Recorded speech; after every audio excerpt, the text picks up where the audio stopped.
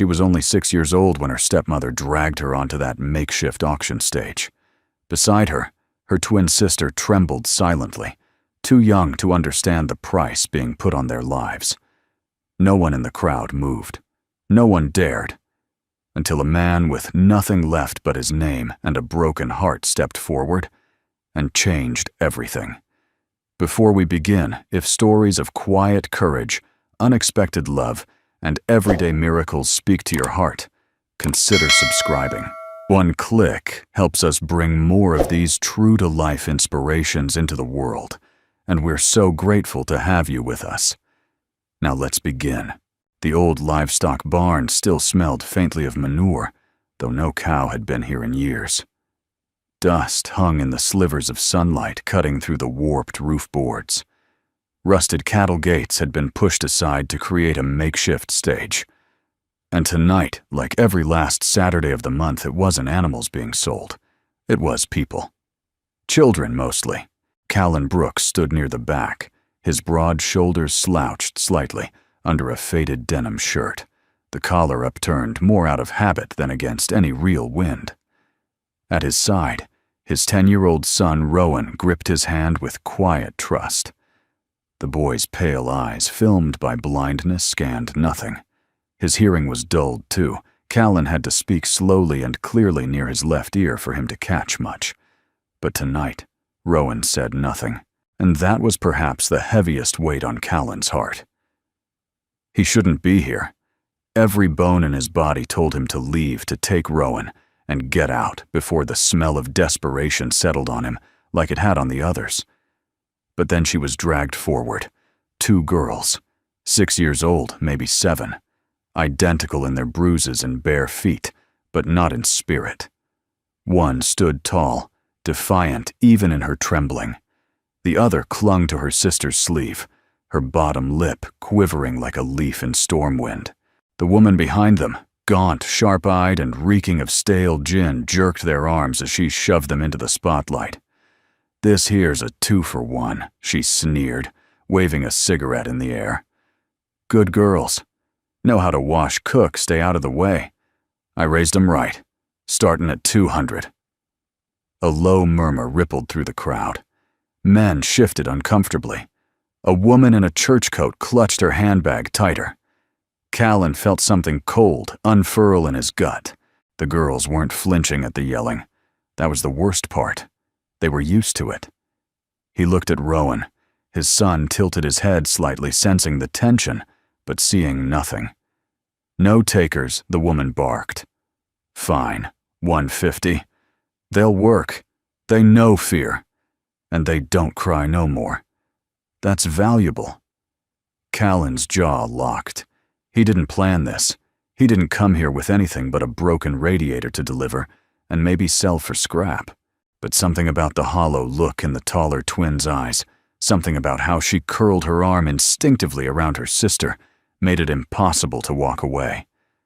$78, he heard himself say. And 3 cents. Every head turned. The woman on the stage squinted. "What? That's what I've got. You want them to go to someone who won't use them. Someone who'll feed them and let them sleep indoors. Then it's all I can offer." A silence blanketed the room, heavy and disbelieving. The stepmother scoffed. $78. For 2 mouths to feed, I'm not buying mouths, Callan said. His voice was low but unwavering. "I'm giving a home." He stepped forward and reached into his worn leather wallet. The coins clinked louder than they should have. Then from the shadows behind the crowd, a voice rang out, smooth, female, unmistakably in control. "I'll cover the rest." All eyes turned. At the top of the old stairs stood a woman in a long coat face, partially hidden beneath a wide-brimmed hat. Her gloved hand held a thin envelope, which she passed to the man running the auction. No one recognized her, and no one dared ask. The stepmother's eyes lit with greed. Dun Callan looked toward the woman, but she was already walking away, boots clicking against the barn's wooden floor. She didn't look back. He turned to the twins. "Can you walk?" The one holding her sister nodded. Callan bent down. "I'm Callan. This is Rowan. You're safe now." "Understand." The girls didn't reply, but the way they stepped down from the platform, hands clasped tightly like lifelines, was answer enough. They rode home in Callan's rust-streaked pickup under a sky that had begun to snow. He gave Rowan the front seat and wrapped the twins in the only 2 spare jackets he owned, both of which smelled faintly of sawdust and diesel. Neither girl spoke, but the younger one eventually fell asleep against her sister's shoulder. The older one stared out the window like she was still trapped on the platform. "What are your names?" he asked gently. The older one hesitated. "Aurelia," she whispered. "She's Lyra." "Pretty names," Callan said. "You girls hungry?" They didn't respond, but their silence was an answer in itself.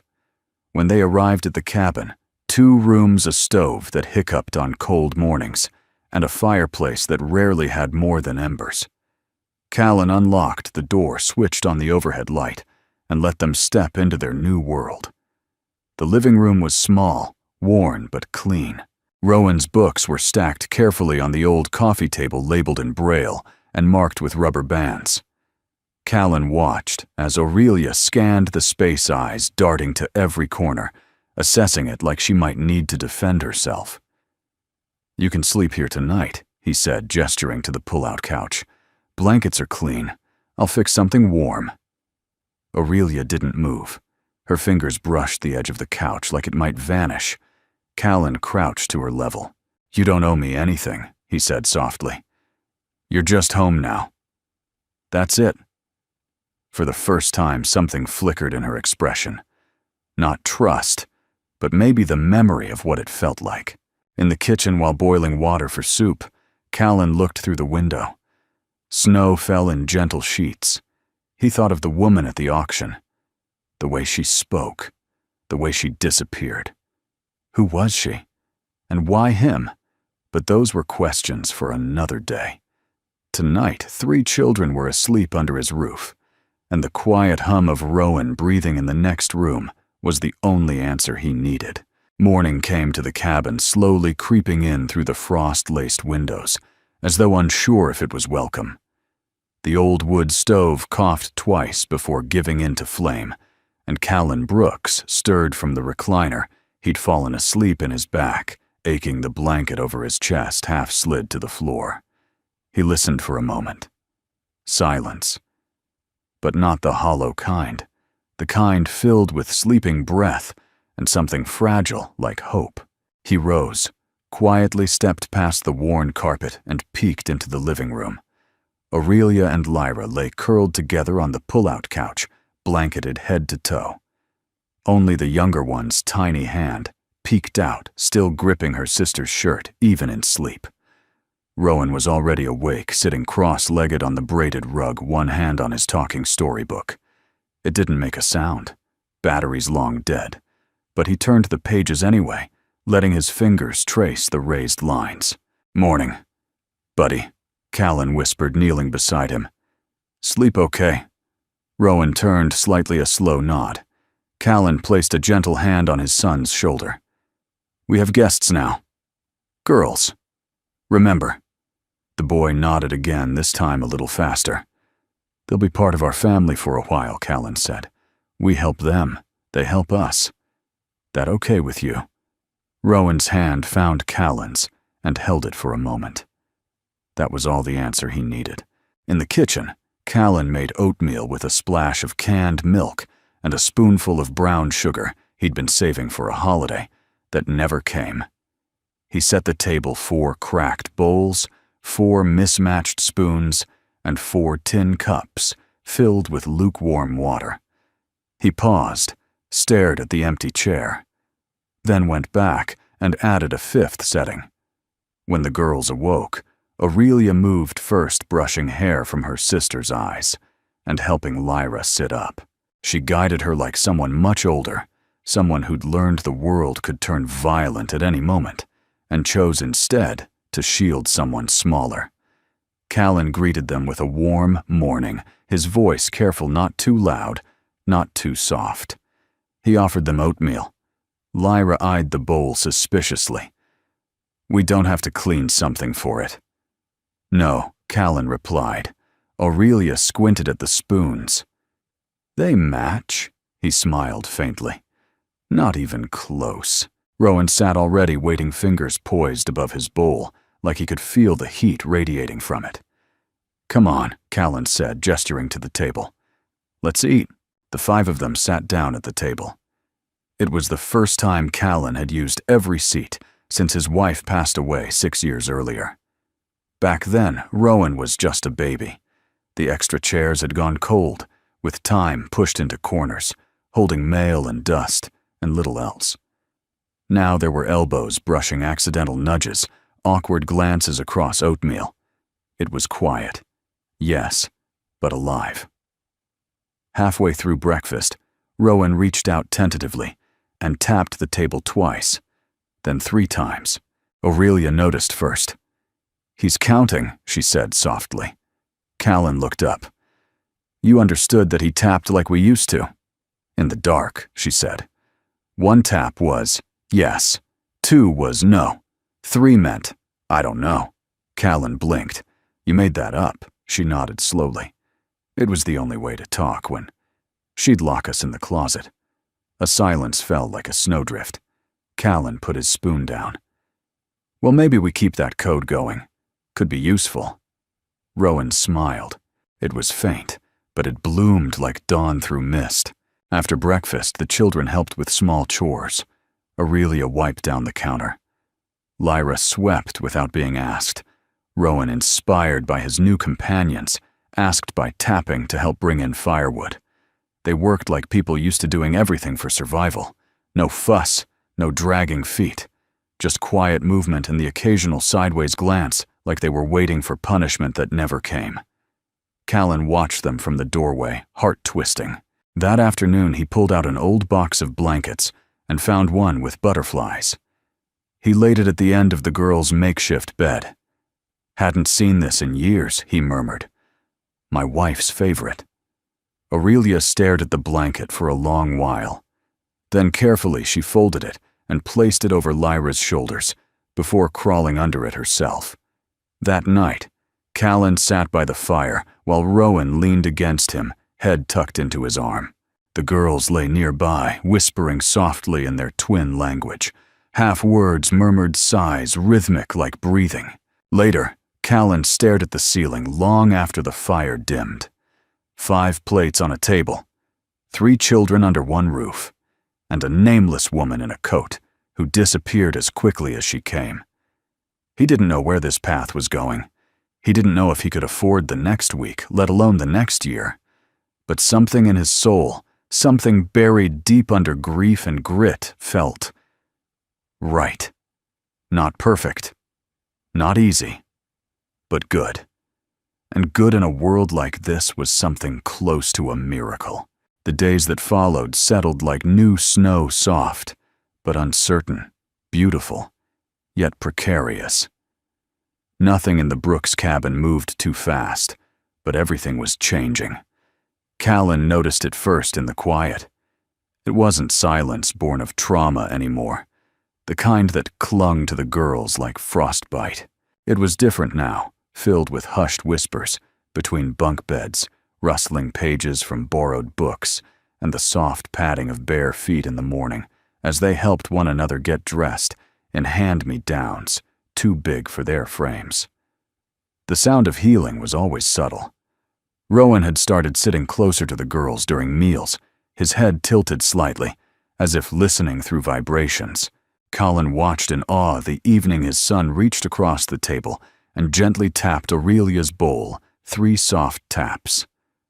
"I don't know," Aurelia said, smiling.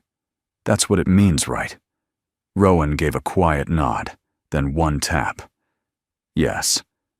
Lyra giggled a sound so rare Callan nearly dropped his fork. On the 4th morning, the sun slipped through the pine trees in golden strands, melting away a layer of snow that had blanketed the cabin overnight.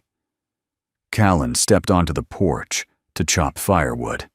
and found Aurelia already out there, sitting cross-legged on the top step, her breath visible in the cold air. "You always up this early?" he asked, grabbing his axe. She shrugged. "Couldn't sleep."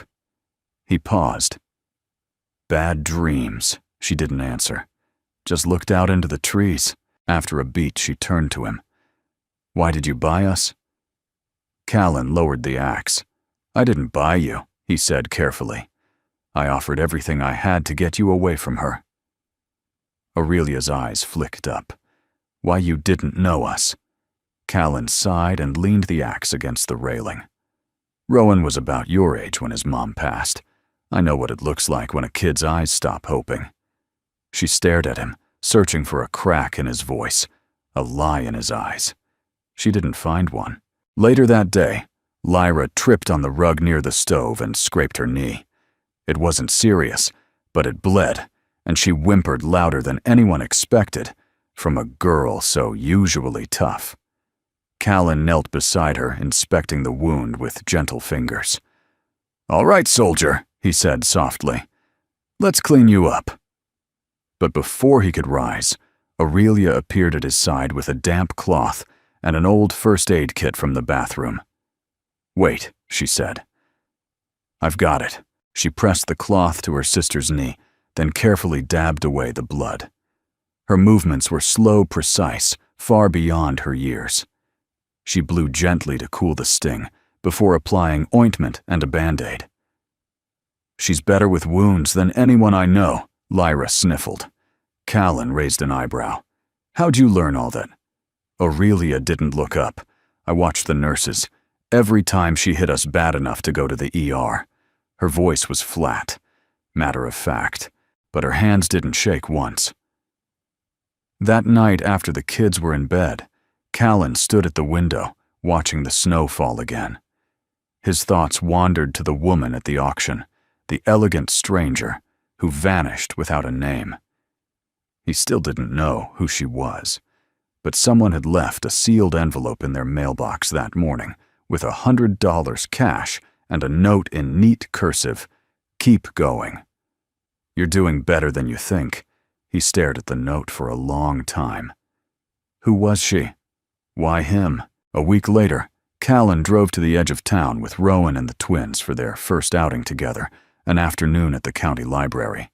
He wasn't sure how they'd be received, especially with 3 children, so visibly different from one another, but he hoped familiarity would soften suspicion.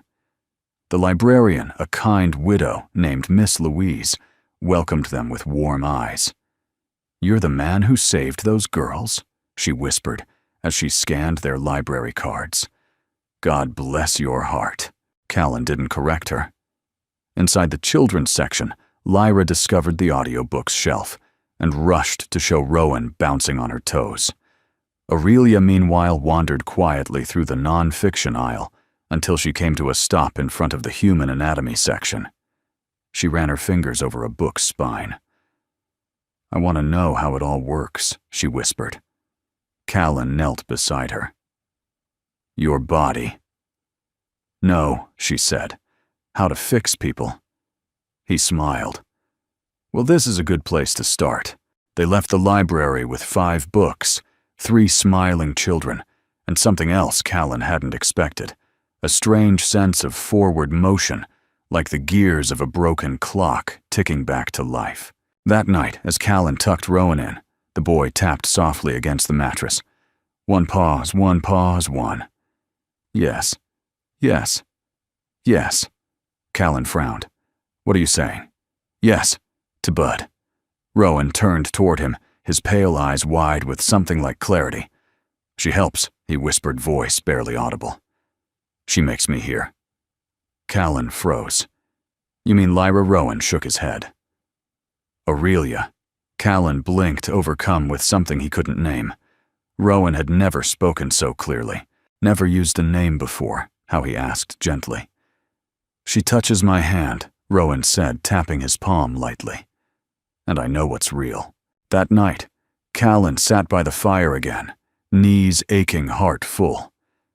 He looked around at the cabin, the drawings taped to the fridge, the muddy shoes by the door, the quiet breath of 3 sleeping children. He had nothing in the bank, no clear plan. But he had a boy who spoke a girl who wanted to heal, and another who made them all laugh again. And somewhere out there, a stranger was watching, guiding, helping. He didn't know what tomorrow held, but tonight, for the first time in years, he didn't dread it. And that Callan thought pulling the blanket over his lap was what hope sounded like. The first real storm of December arrived like an unwelcome visitor, one that didn't knock, but slammed through the hills with ice-laced breath and howling gusts that bent the pine trees sideways. Callan had seen plenty of winters in the mountains of Nevada, but this one came early and mean. He was up on the roof before sunrise, nailing down a loose tin sheet that had started flapping like a broken wing in the wind. He should have replaced it last spring, but should have didn't pay for groceries or shoes. One nail at a time, that was how he held everything together. This roof, this life. Inside the cabin was dim. The power had flickered off twice already, and the heat was unreliable on the best days. Still, the children bustled about with a quiet routine that no one had needed to teach them. Aurelia gathered firewood from the stack. Lyra folded the clothes Callan had left hanging near the stove to dry. Rowan sat cross-legged by the window, listening to the wind whistle through the cracks like an old song. They didn't complain. Not once. At noon, the storm truly hit. The cabin groaned. The power cut out completely. Callan limped back inside, soaked and bleeding slightly from a nail he hadn't seen. He didn't realize the extent of it until Aurelia gasped. "You're hurt." "It's nothing," he muttered, brushing snow from his shoulders. Roof's holding, but she was already at the sink, wetting a cloth, pulling down the first aid kit with the same methodical calm she had shown with Lyra's scraped knee. "Sit," she ordered. Callan did more surprised by the authority in her voice than the wound itself. She cleaned the cut, blew softly on the scrape, and wrapped it tighter than he probably would have himself. Then she looked up at him, not as a child to an adult, but as someone who understood pain intimately.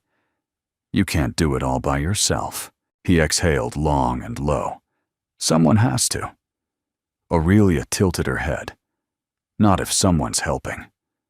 By mid-afternoon, the cabin was cold, the storm still raging, and Callan could feel the tension rising in the floorboards. Thin walls could only hold so much silence before it cracked into fear. So he lit every candle he could find, including the cinnamon-scented one his late wife had bought years ago that he'd never dared to use. He filled a pot with water, tossed in potatoes, lentils, and the last of the carrots, and stirred slowly over the fire. "Smells like soup," Lyra said hopefully. "Almost," Callan replied. She leaned against his arm. "You're good at pretending things are fine." He gave her a sideways look. "That obvious?" She grinned. "Only to people who've done it too." They ate the soup on the floor near the hearth bowls, cradled in tired hands, spoons clicking softly. There was something sacred in that moment. 5 people huddled close, steam rising into the flickering candlelight, the outside world shut out entirely. Rowan reached for seconds. Callan pretended not to cry. After dinner, Lyra dug out a deck of cards and taught Rowan how to sort them by touch. He couldn't see the numbers, but she let him guess by counting corners and reading patterns on the back. "Club feels like a paw," he said, running his fingers over the face. "And hearts are for girls," Lyra teased. "Boys have hearts too," Rowan replied almost defensively. Callan turned toward the fireplace, hiding his smile. He didn't know where his son had learned to say something so profound, but he was glad. Aurelia sat nearby, still and quiet, flipping through one of the anatomy books from the library. She paused on a diagram of the human ear, touching the parts softly, as if trying to map them back onto Rowan. "You think I'll ever fix it?" she whispered, not realizing she'd spoken aloud. Callan looked over. "You're already fixing more than you know. The wind died after midnight. The power didn't come back." Callan found an old radio in the back closet and twisted the dial until it caught the faint hum of a weather report: black ice outages across 4 counties' school closures for the week. No one was coming up the road, not for a while. So they made the most of it. They built pillow forts. They made up stories. Callan taught them how to use a compass, how to read animal tracks in the snow, and how to cook oatmeal without burning it. And in return, the kids taught him how to smile without guilt, how to laugh without flinching, how to see his home not as a ruin, but a refuge. 3 days later, as the storm eased and the sun cracked through the trees, a surprise came with the morning mail. Wrapped in brown paper left in the woodpile by someone unseen was a brand new coat for Aurelia, a pair of fleece boots for Lyra, and a braille watch for Rowan, each tagged with a note in that same elegant cursive: "For those who walk through storms with open hearts." No signature, no return address. Callan held the note for a long time, his fingers brushing the paper, like it might disappear if he blinked. Then he smiled just slightly and tucked it into the drawer where he kept the other miracles. The thaw came quietly. One morning in late January, the snow on the cabin's tin roof let go in a soft, wet rush, slipping off in great hunks and landing with a dull thud in the yard. A drip formed just outside the kitchen window, slow, steady, rhythmic. Callan watched it as he sipped his coffee, a worn flannel pulled tight across his shoulders. The scent of wood smoke clung to everything these days, but he didn't mind. It meant they were warm. It meant they had made it through another storm. Behind him, the twins sat cross-legged on the floor, with Rowan, who was tracing letters with his fingers across an old cereal box that Aurelia had flattened and written on in thick black marker. D. Aurelia said, "Like doctor." Rowan nodded, running his fingers across the curve. Lyra piped in, "Or D like danger. Or donuts. Or dad." She shot Callan a cheeky grin. "Lots of things." Callan chuckled. "That's a wide spectrum." "Life is a wide spectrum," Lyra said seriously, as if quoting scripture. He raised an eyebrow. "You're not wrong." Later that day, Callan drove into town to patch a leaking pipe at Miss Louise's bookshop, bringing Aurelia along for company. And because she'd taken to asking questions about everything, valves, wrenches, pressure gauges, she wasn't just curious. She observed like someone gathering knowledge for a reason, like she needed it. "Why does the pipe hiss before it bursts?" she asked. "Because the air gets forced through before the water does," Callan explained. "It warns you. If you listen close." Aurelia thought on that for a long moment. "So people hiss too." He glanced sideways at her. "What do you mean when they're about to break? They hiss first. They say sharp things. Then they cry." Callan didn't know how to respond to that. She was 6, or maybe 7 now. He wasn't sure. Either way, she saw too much. After the job, Miss Louise offered them cocoa and a plate of oatmeal cookies. While they sat in the cozy front nook of the shop, a sharp yelp came from outside, the high, panicked sound of an animal in trouble. Aurelia was on her feet before anyone else.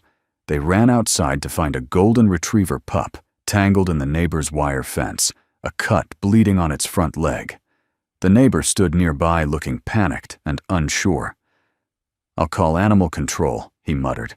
Aurelia crouched beside the dog, whispering calmly. "No need." "I can help," she said with a steadiness far beyond her years. Callan approached. "You sure?" She nodded without looking at him. He's scared, but not dangerous. She tore a strip from the hem of her shirt, pressed it gently to the wound, then used a nearby twig and more fabric to create a makeshift splint. All the while, she hummed softly a tune she said her real mom used to hum when they were babies. It wasn't a lullaby. It was steadier than that. Reassuring. The pup stopped shaking. Miss Louise, standing behind Callan, whispered, "That child has healer's hands." Callan didn't reply, but he felt something settle in his chest, something like pride, but deeper. Reverence. That evening, as they sat by the fire, Aurelia sat quietly drawing in one of Rowan's old notebooks. When she held it up, it was a rough but detailed sketch of the dog's leg bones, muscle wound site, all labeled as best as she could manage with her limited spelling. Callan stared. "You remembered that much? From what, the library books?" She nodded. "I want to fix people," she said plainly. Rowan curled next to her, reached for her drawing and gently tapped the page. One tap. "Yes, you're already fixing us," Callan murmured. The next morning a package arrived. No delivery truck, no knock at the door. Just a cardboard box wrapped in brown paper sitting on the porch like it had grown there. Inside, a brand new children's stethoscope, a blank white coat, small enough for a child, and a book titled Healing Hands, The Beginner's Guide to Medical Curiosity. A note was tucked inside in that same elegant script, a gift for the girl who already knows what many adults forget, that healing begins with care, not credentials. Callan stood on the porch a long time, the note in his hand, the mountains quiet around him. Snowmelt dripped from the eaves. Somewhere someone was watching them, not from behind cameras or shadows, but with a heart that recognized something worth nurturing. He looked up at the sky and smiled softly. "Thank you," he whispered. When Aurelia opened the box and pulled out the coat, she didn't squeal or dance. She didn't cry. She simply slipped it on, buttoned it with small fingers, and looked down at herself like she had known all along that it would come. She stood taller. "Do I look like a doctor?" Rowan raised one hand and gave a firm thumbs up. "You look like you were born for it," Callan said. She nodded solemnly. "Good. Then I better keep going." That night, Lyra leaned against Callan on the old couch, while Rowan traced letters across her arm. "Do you think Aurelia will really be a doctor one day?" she asked. "I think she already is," Callan said. Lyra smiled. "I want to be something too. Something big. You already are." She shook her head.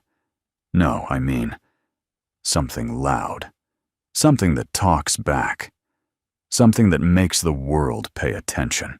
Callan thought of her voice in the mornings, the way she translated Rowan's taps, the way she carried herself like a tiny firework in a glass jar. He nodded. "You'll find it." And in his heart, he already knew one would heal with her hands, the other with her words. Both were miracles in motion. The snow was mostly gone by February, leaving behind a world half buried in mud and pine needles. In town, the sidewalks were wet and pocked with old salt stains, and the school building, small, square, and sagging slightly at the roofline, looked like it had held more winters than students. It was Lyra's first day there. Aurelia had started attending classes 2 weeks earlier and had already become the quiet, curious child every teacher adored. But Lyra was different. Colin had asked her 5 times that morning if she was nervous. She answered the same way each time with a grin and a shrug. "I'm not nervous," she said, adjusting the blue hairband that held her curls out of her face. "I'm watching." "Watching?" Callan asked. "Yeah, to see who needs someone to say what they can't." He gave a soft laugh, shook his head. "You're 6, almost 7, she reminded him. He opened the truck door for her like she was stepping onto a stage. In many ways she was. By noon, Lyra had already made a mark, and not in the way Callan feared. It happened during lunch.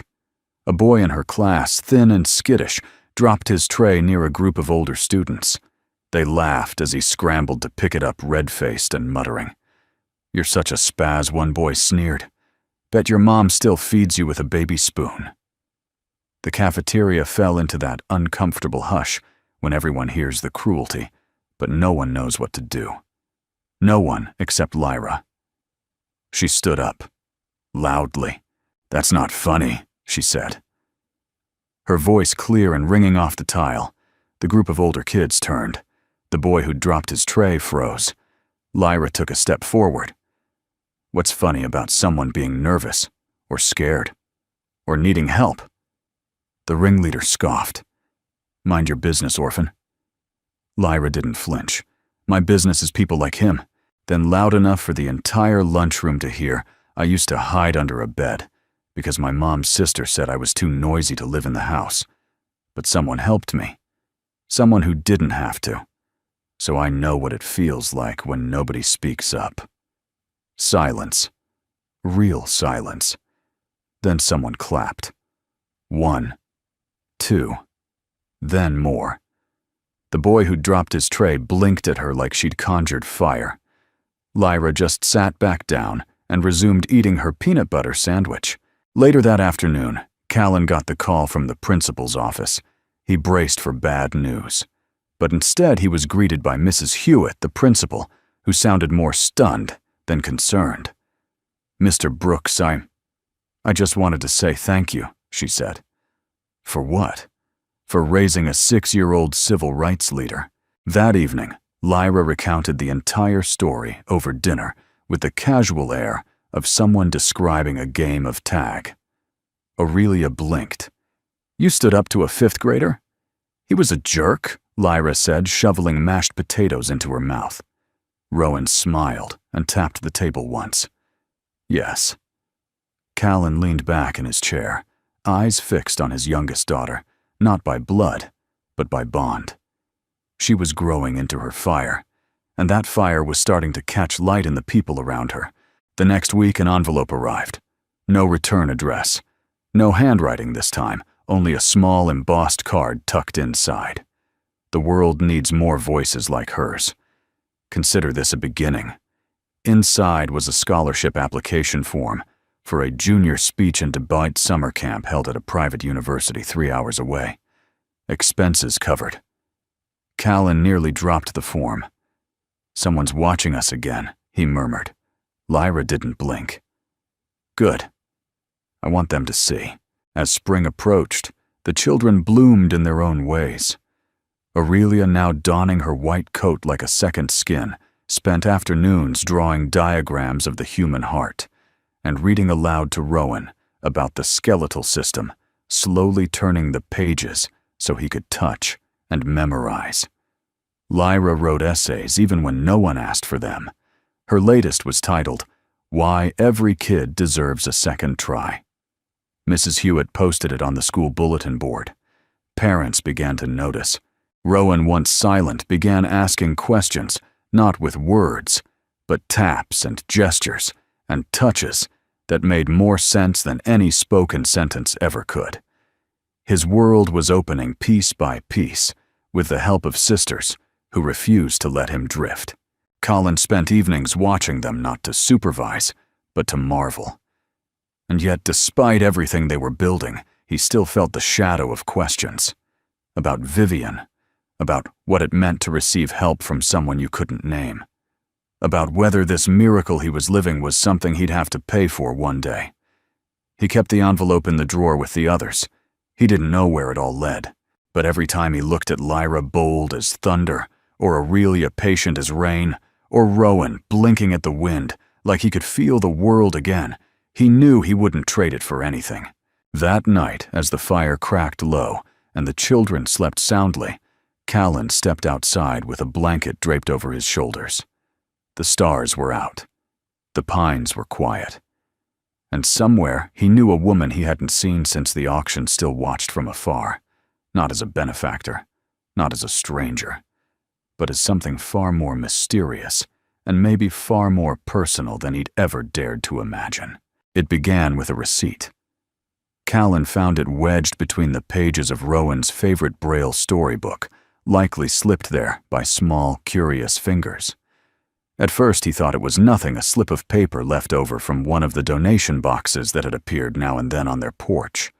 But this one had a printed name: Second Light Foundation, Disbursement Office, and beneath it, in small, refined, cursive V. Hartley Callan froze. Hartley. He'd seen that name before on the edge of a news article about a female billionaire who disappeared from the public eye years ago. A tech entrepreneur turned philanthropist, an orphan herself. And the name Second Light he'd heard that whispered once in a town council meeting when someone mentioned a fund that quietly paid off overdue lunch debts for kids across 3 counties. He stared at the receipt for a long time. His hands felt cold. He hadn't gone looking for answers, but maybe it was time. The following morning, Callan loaded up the truck, leaving the kids with Miss Louise, who'd become something of an honorary aunt since that first cocoa and cookies encounter. He drove 2 hours north into the city, where glass buildings loomed like frozen waterfalls, and traffic lights blinked above crowds that had no time to look at one another. He found the address listed on the receipt, a modest office in a quiet downtown block with no sign on the door, just a brass number and a buzzer. When he pressed it, a voice answered. Second Light. I'm looking for Vivian Hartley. A pause. Do you have an appointment? No. But I think she might have saved my life. I'd just like 5 minutes. Another pause. Longer this time. Then come in. The lobby was clean and quiet. Soft music played from somewhere unseen, nothing dramatic, just a piano melody that settled gently into the bones. A woman in a charcoal suit greeted him. Mr. Brooks. He nodded. She opened a frosted glass door and gestured him through.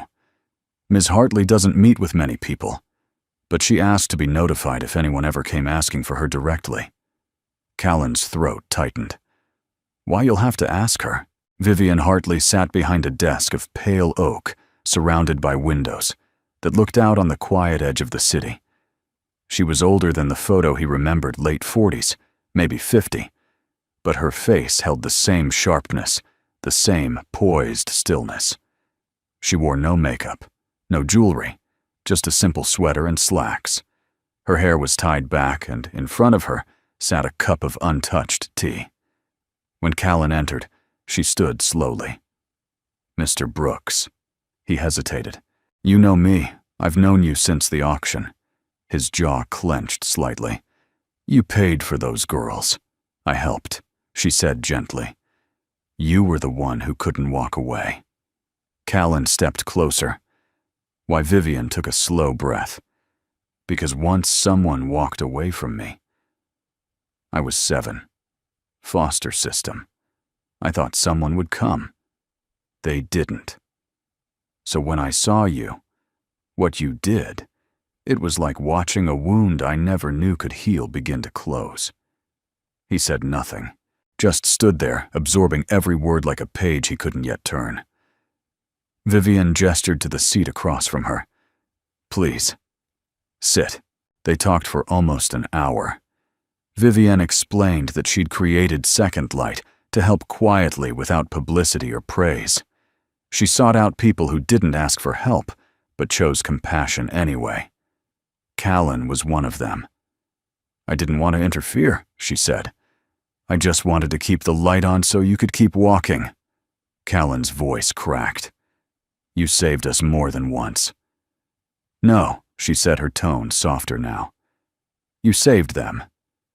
I just helped carry the lantern. Before he left, Callan stood in the doorway, hand resting on the frame. I thought miracles were bigger, he said. Louder. Vivian smiled faintly. The real ones are quiet. They let you believe you did it all yourself. Then, almost as an afterthought, she added, your daughter, Lyra. She reminds me of who I might have become if someone had rescued me sooner. He blinked. You remember her name? I remember everything. That evening back at the cabin, the air felt different. He didn't tell the children everything, just that he'd met someone kind, someone who had helped them quietly and believed in what they were becoming. Lyra pressed him. Was she pretty, Callan chuckled. I guess that depends. On what?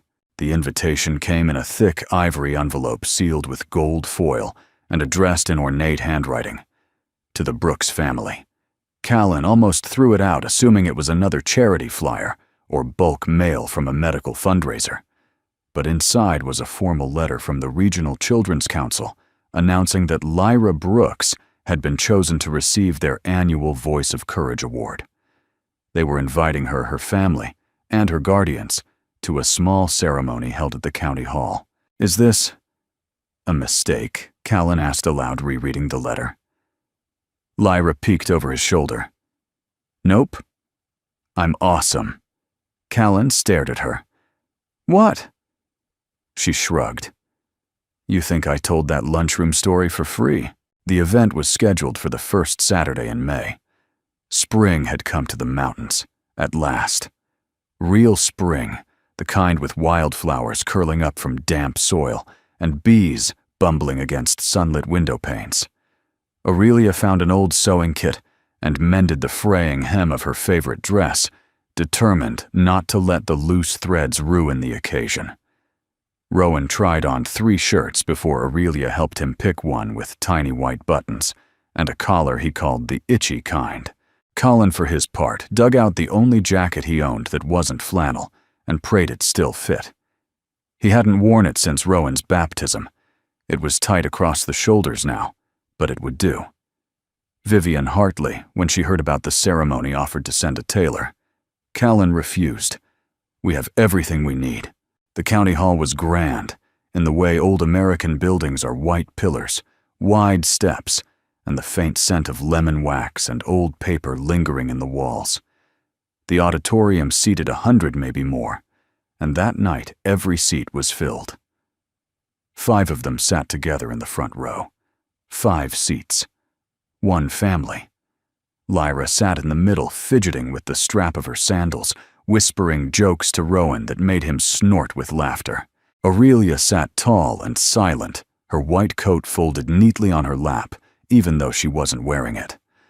Callan rested his hands on his knees, nerves prickling behind his collar. He was proud, deeply so, but also uneasy in the spotlight. He'd never liked recognition. He was more comfortable under a broken pipe than under bright lights. Then they called Lyra's name. She walked to the podium with the confidence of someone 3 times her age. Her dress swayed gently with each step. Her curly hair had been tied back in a blue ribbon, the same one from her first day of school. The crowd clapped. The applause was warm, unforced, genuine. Lyra took the microphone, cleared her throat, and looked out at the audience. Her voice was clear and certain.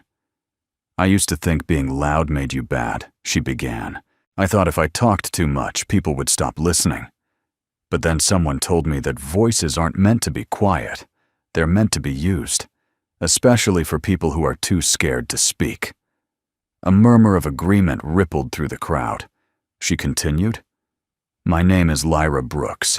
I'm 6, almost 7, and I used to be very small in the world. But someone gave me a chair at the table, and now I want to make room for others. The room was still. Then someone stood and clapped. Others followed. Within seconds, the entire hall rose in a standing ovation. Lyra beamed. Callan didn't clap. He couldn't. His hands had come together in front of his mouth, covering the softest sob he'd ever tried to hide. After the ceremony, parents and teachers, and even a local judge came over to shake hands and ask for photos. Someone offered Lyra a tour of the local civic youth board. Someone else asked if Aurelia might want to visit the Children's Medical Center lab downtown. Rowan stood close to his dad, leaning gently against his leg. Callan looked down and realized the boy was trembling, not from fear, but from overstimulation. He knelt and touched his son's arm gently. You okay? Rowan tapped his knee. 1. Pause. 1. Yes. Callan smiled. You did good, bud. All of you. Then he saw her. Standing at the far end of the lobby near the tall double doors was Vivian Hartley, No bodyguard, no assistant, no grand entrance. Just her in a pale green coat, with a silk scarf tied at the collar. She caught Callan's eye and offered a small smile. He excused himself from the group and walked over slowly, still unsure what to call her. "I wasn't sure you'd come," he said. "I wasn't sure I should," she replied. "You belong here," Callan said simply. Vivian's eyes softened. "Thank you." He hesitated, then asked, "Why did you choose us?" She looked past him toward the 3 children laughing beside the refreshment table. "I didn't choose you," she said. "I recognized you. There's a difference. Choosing implies power. Recognition implies fate." He let that sit between them for a moment. Then he said something he hadn't said in over a decade. "Would you like to come by the house sometime?" Vivian blinked. "I would." That night, after the kids were tucked in, and the jacket was hung back on its lonely nail by the front door, Callan sat with a cup of tea and a pencil in his hand. He opened his journal, the one he never showed anyone, and wrote. There were 5 seats at the front of that hall tonight. 1 for a girl with fire. 1 for a girl with healing hands. 1 for a boy learning how to see without eyes. 1 for a man who didn't know he was strong. And 1 for the woman who kept the light on long enough for all of us to find our way. He closed the book. Outside the porch, light flickered, once then held steady. And somewhere inside him, so did the future. The first time Vivian Hartley stayed for dinner, it was meatloaf night. Nothing special. No fancy linens, no candlelight. Just a scratched-up wooden table, chipped plates, and the smell of Worcestershire sauce lingering in the air. But to Callan, it might as well have been a banquet. Vivian arrived with a basket of fresh bread, still warm, wrapped in a linen towel. "I wasn't sure what went with meatloaf," she said, as Callan took her coat. "You brought bread," he said. "You could have brought gravel, and it still would have made the night better." She smiled, her eyes soft, behind her reading glasses. The children had scrubbed everything twice. Lyra even combed Rowan's hair twice, though he hated the way it tickled his scalp. Aurelia wore her white coat like a uniform, serious and proud. Callan had worried it might feel forced, but it didn't. It felt good, uncomplicated, like warmth finding its way into cold rooms that had long forgotten what it felt like. They talked over dinner about small things. Rowan's new interest in chess, Lyra's plan to start a petition for a bigger library shelf, Aurelia's diagrams that were now taking up every inch of available wall space in the hallway. Vivian listened intently. She didn't interrupt. She didn't patronize. She asked follow-up questions like someone who truly wanted to know them. "You remember all this?" Lyra marveled halfway through the meal. Vivian's voice was soft. "When you've spent most of your life being forgotten, remembering others becomes a kind of devotion." After dessert, peach cobbler from a can, and instant whipped cream, Callan stepped out onto the porch while the kids argued over who got the last spoonful. He needed air. Not because he was uncomfortable, but because something inside him was rising, like the tide, like memory, like the ache of something good finally within reach.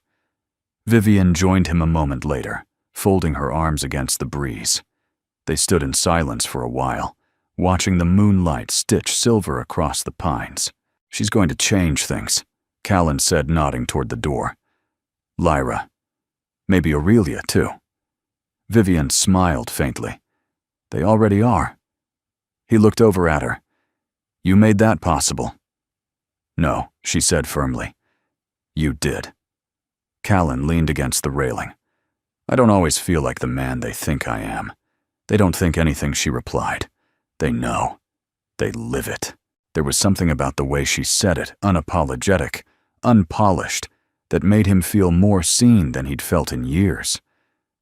"Why us?" he asked again, even though they'd had that conversation. Vivienne turned toward him. Because your heart said yes when everyone else said no. The porch light flickered as it sometimes did, then steadied. Callan chuckled. That thing's held together with tape and prayer. Vivienne glanced up. Sometimes that's enough. Then, as naturally as the wind, she said, "Do you ever let someone take care of you?" He didn't answer at first. He wasn't sure he knew how. I think he said slowly, "I've been waiting so long to do the rescuing. I forgot I might need some too." Vivienne reached out and touched his hand, not dramatically, not in any way that demanded more, just long enough to say you're not alone anymore. And that was all he needed. Over the weeks that followed, Vivienne visited more often. Not every day. Not enough to disrupt the rhythm Callan had built, but enough to become part of it. She brought groceries sometimes, books, a tiny microscope for Aurelia, a pocket chessboard for Rowan, a journal with an embossed cover for Lyra that read, "Your voice matters." And more importantly, she stayed for dinner. She helped with dishes. She read aloud while the kids did their homework. She never tried to replace anyone.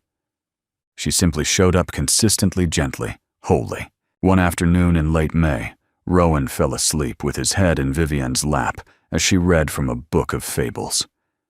Callan walked in and froze in the doorway, watching her brush his hair back with a tenderness that nearly undid him. "You know," he said quietly, "he never used to fall asleep around people. Not even me when he was little."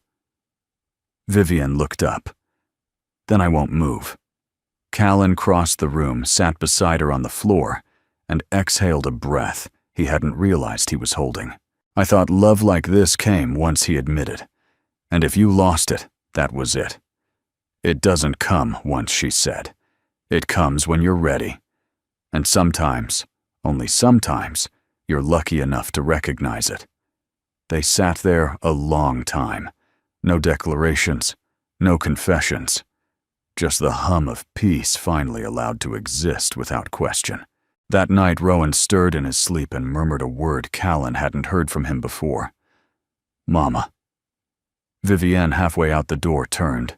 Callan whispered, "He never said that before." She blinked, tears suddenly threatening. Then it wasn't me he meant. Callan smiled. Maybe not. Maybe it was something he felt tonight. Safety. Presence. Love.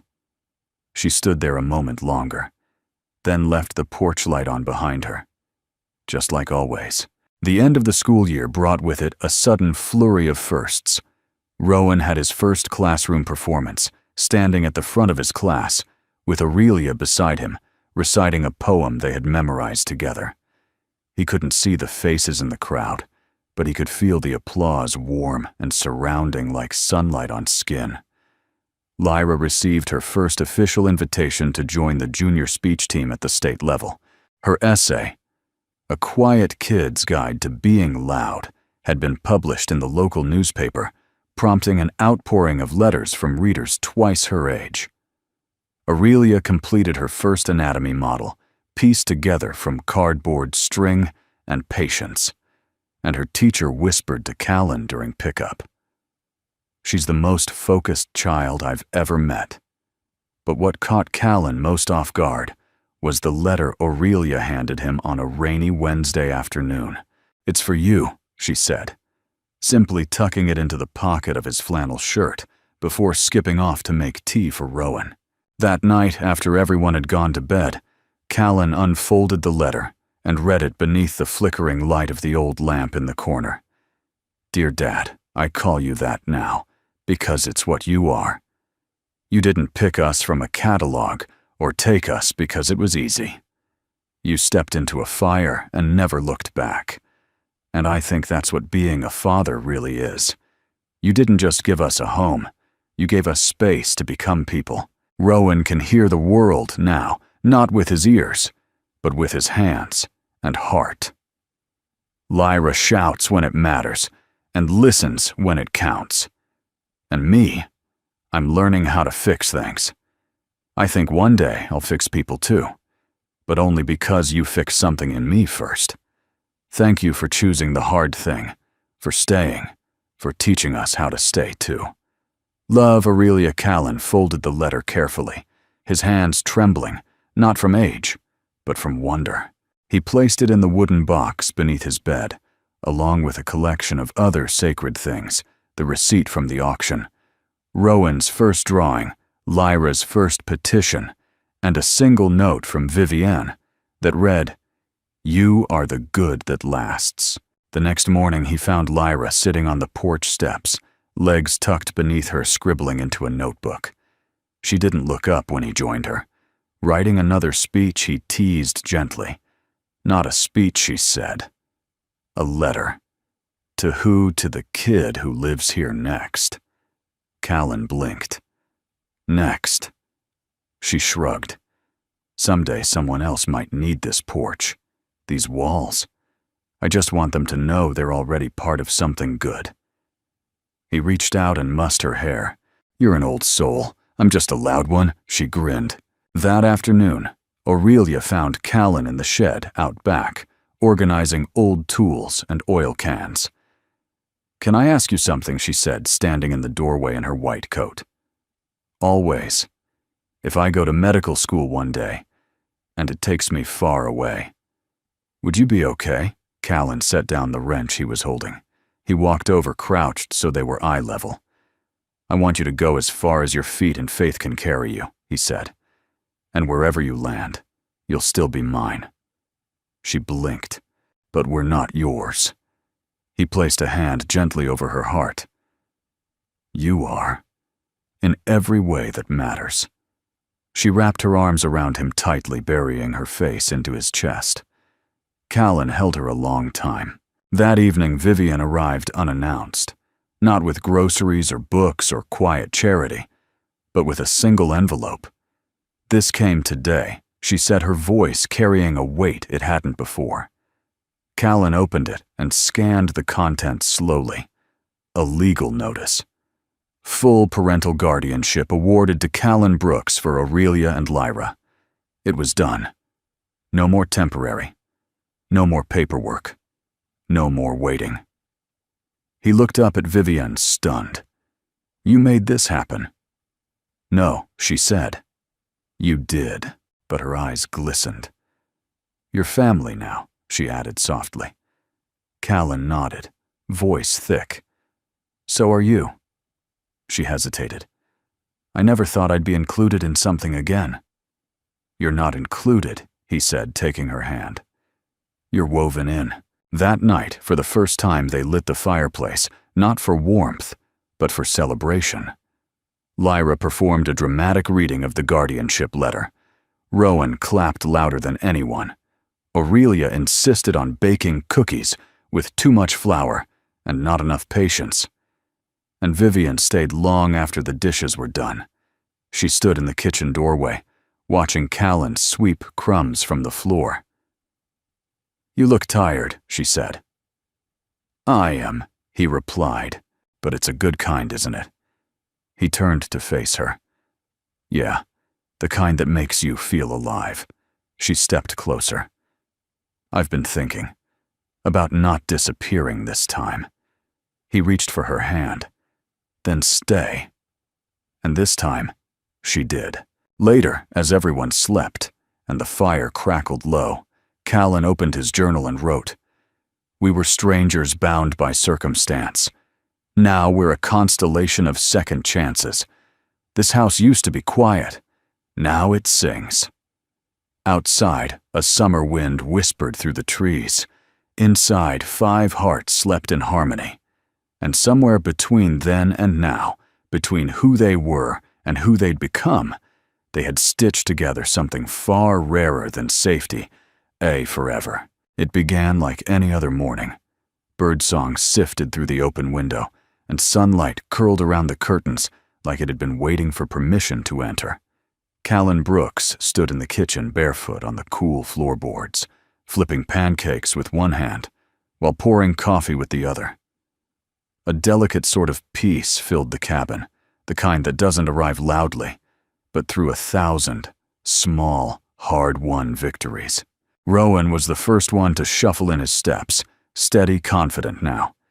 He reached the table without guidance and tapped the edge twice. Yes, he was ready for breakfast. "You want maple or berry today, bud?" Callan asked. Rowan smiled, then tapped again. "Berry. Good choice."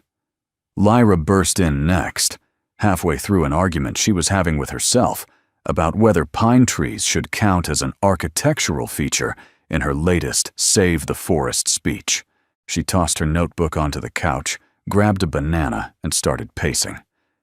"You're giving a speech in your pajamas now," Callan teased. She didn't stop moving. "Genius doesn't wait for laundry." Aurelia entered quietly, as always, in her neatly pressed shirt and stethoscope still hanging around her neck, though this time it was purely symbolic. She had a summer internship at the rural clinic in town, shadowing nurses and gently correcting them when they used outdated terminology. Vivian followed close behind, carrying a basket of folded laundry and humming a song no one quite recognized, though everyone felt like they should. She smiled when she caught Callan's eye. No need for words. They had long since moved past the need for explaining what they were to each other. Later that afternoon, the family gathered outside near the edge of the woods. Rowan wanted to plant something his very first garden, a modest one with tomatoes and marigolds, because they both come back even if the wind knocks them down. Callan knelt beside him, helping him press seeds into the earth, while Lyra held up a makeshift cardboard sign she had painted, "Rowan's Garden of Second Tries." Vivian took a photo, not for social media, not for a newsletter, just for them. Aurelia stood at the edge of the clearing, gazing upward at a hawk circling above the pines. "Do you think," she asked softly, "that Mom would have been proud?" Callan looked at her. "She'd be in awe," he said. Then, after a pause, "But not just of you, of what you became, because you refused to become what she was." Aurelia nodded. No tears, just quiet strength. "Thanks for staying," she said. "I always will." That evening they built a fire in the backyard, not because it was cold, but because it felt like something worth gathering around. The stars began to blink alive one by one, and the forest hummed with the slow song of a world at rest. Vivian handed each of them a small envelope. "I thought we could try something," she said. Inside each envelope was a blank sheet of paper. "A letter to your future self," she explained. "Write what you want to remember, or what you never want to forget." They wrote in silence, each one lit by firelight and memory. Rowan, with Aurelia's help, traced his message letter by letter. "I learned to listen even when I couldn't hear. That's my superpower." Lyra's was short, bold, underlined twice. "Don't ever be quiet if the world needs your voice." And it always does. Aurelia's was delicate medical script, already forming in her hand. "Even pain can lead to purpose, but only if you let love walk beside it." Vivian folded hers without reading aloud. Callan hesitated. He looked around at the circle of lives that had once been fragments now fitted together like mosaic glass. Imperfect. Radiant. He wrote, "A man doesn't become a father the day a child is born. He becomes one the day he refuses to let them be alone." They placed the letters in a wooden box, not to be buried, but kept on the mantel beside the framed photo of the 5 of them standing outside the cabin, arms linked, smiles honest. Callan slid his arm around Vivian's shoulders as she rested her head against him. "You ever wonder," he asked, "what would have happened if you hadn't been there that night at the auction?" "No," she said, "because I was, and you were. That's all that matters." He kissed the top of her head. "We're not a miracle, you know," he murmured. "No," she agreed. "We're what comes after the miracle. The choice to live like it mattered." That night before bed, Rowan asked if he could leave his window open. "Sure," Callan said. "Why I like to listen," Rowan said. "To the trees, to the wind, to everything that says we're still here. Callan stood in the doorway a moment longer, watching his son sleep. He walked back to the living room, where Vivian was folding a blanket, where Aurelia was outlining next week's clinic rotation, where Lyra was drawing plans for a treehouse, where the world, his world, was alive and ordinary and astonishing. And he whispered to no one in particular, "This is the everyday miracle. Thank you for staying with us through this journey. If this story touched you, we'd love to know where you're watching from. Drop a comment below and let us feel a little closer across the miles." Every story finds its home in the hearts of those who need it. And sometimes, that's all it takes. If you'd like to hear more stories that lift the spirit and remind us of the quiet miracles around us, feel free to subscribe. We're building something meaningful here, and it means so much to have you along the way. From our hearts to yours, thank you for spending this time with us.